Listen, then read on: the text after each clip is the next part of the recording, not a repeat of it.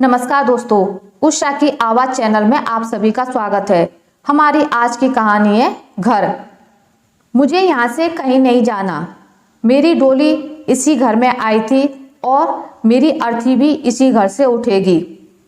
लेकिन माँ, यहाँ रखा भी क्या है अब? आप क्यों जिद पर अड़ी हैं? अब तो पापा भी नहीं रहे।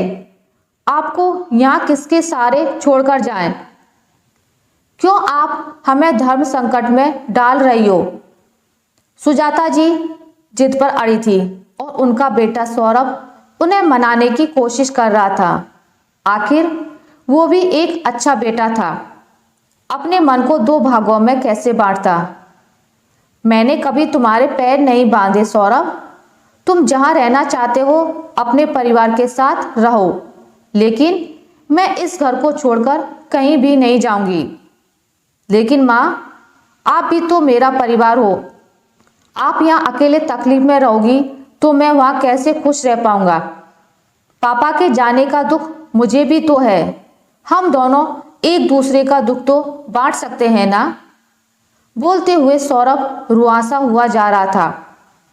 उच्च शिक्षा प्राप्त करने के बाद शहर में अच्छे पद पर कार्यरत था।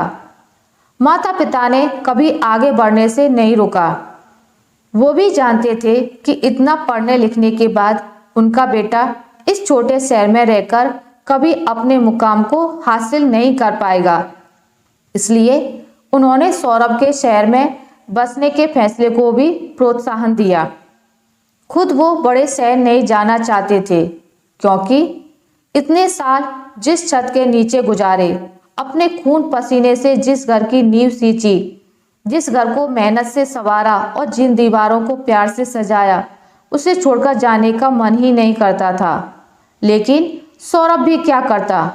जब तक पिताजी थे उनकी फिक्र नहीं थी, लेकिन अब पिताजी के जाने के बाद अपनी माँ को कैसे बिना किसी सहारे के यहाँ छोड़ जाए?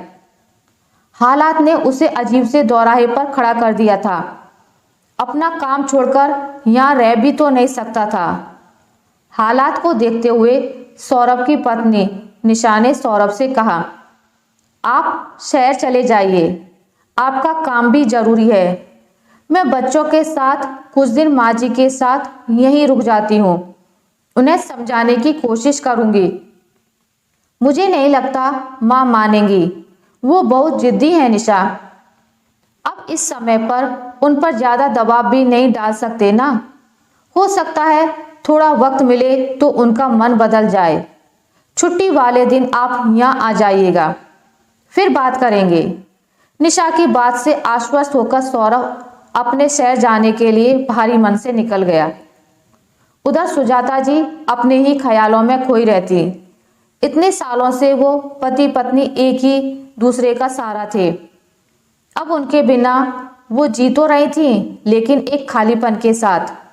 निशा बहुत कोशिश करती उनका मन बहलाने की। पोते पोती भी अपनी तोतली जुबान से दादी दादी करते आगे पीछे घूमते रहते। घर में चहल पहल रहती तो सुजाता जी को भी अच्छा लगने लगा। अब वो सूना घर भी जैसे उनका आदी हो गया था। लेकिन सौरभ हफ्ते में सिर्फ एक ही दिन आ पाता था। जब उसका जाने का समय आता तो निशा और बच्चों के चेहरे की रौनक भी अपने साथ ले जाता। निशा और बच्चों के दिल का हाल सुजाता जी से छिपा नहीं था। जब इतनी उम्र होने के बाद भी पति का वियोग उन्हें इतना खल रहा था, तो बेटी बहू को कैसे वो अलग रहने के लिए मजबूर कर सकती थी। वो निशा से कहती भी थी कि तुम सौरभ के साथ चली जाओ, लेकिन निशा नहीं मानती। महीना होने को आया था। एक दिन निशा ने कहा, माँ जी, इस बार बच्चों का स्कूल में एडमिशन करवाना है, इसलिए अब तो शहर जाना पड़ेगा। प्लीज़ आप भी हमारे साथ चलिए ना। बच्चे भी कितना घुल मिल गए हैं आपके साथ। क्या अपने परिवार से ज़्यादा आपको इन बेजान दीवारों से मोह है? लेकिन वो अभी भी तैयार नहीं थी। मजबूरन निशा को भी वहाँ से जाना पड़ा।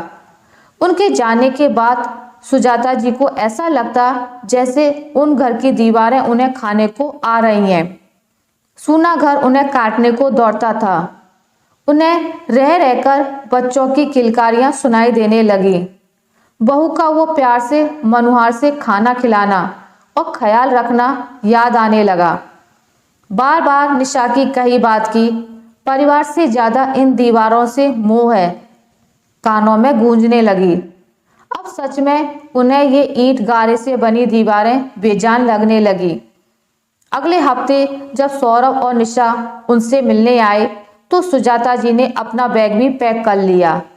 ये देखकर दोनों ने पूछा, माँ ये बैग? हाँ बेटा, तुम लोग सही कह रहे थे।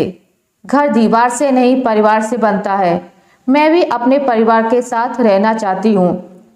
उनकी बात सुनकर सौरभ और निशा बहुत खुश हुए और चल पड़ा एक पूरा परिवार अपने घर। आशा करती हूँ आपको मेरी आज की कहानी अच्छी लगी होगी। अगर आपको मेरी कहानी अच्छी लगी है तो इसे लाइक करें, ज़्यादा से ज़्यादा शेयर करें और अगर आप मेरे चैनल पर नए हैं तो इसे सब्सक्राइब करना ना भूलें। मिलते हैं एक नई कहानी के साथ, तब तक के लिए नमस्कार।